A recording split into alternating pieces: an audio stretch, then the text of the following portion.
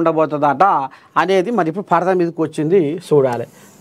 ఇదేంది జూబ్లీ హిల్స్ నామినేషన్లలో straight record. Naveen Yadav Sunitha నామినేషన్లకు గ్రీన్ సిగ్నల్.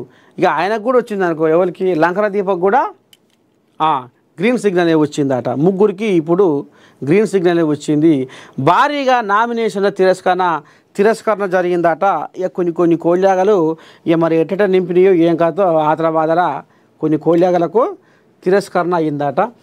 జూబ్లీ హిల్స్ ఉప ఎన్నికల్లో రికార్డు స్థాయిలో నామినేషన్లు దాఖలు కావడంతో స్క్రూటినీకి చాలా సమయం పట్టింది.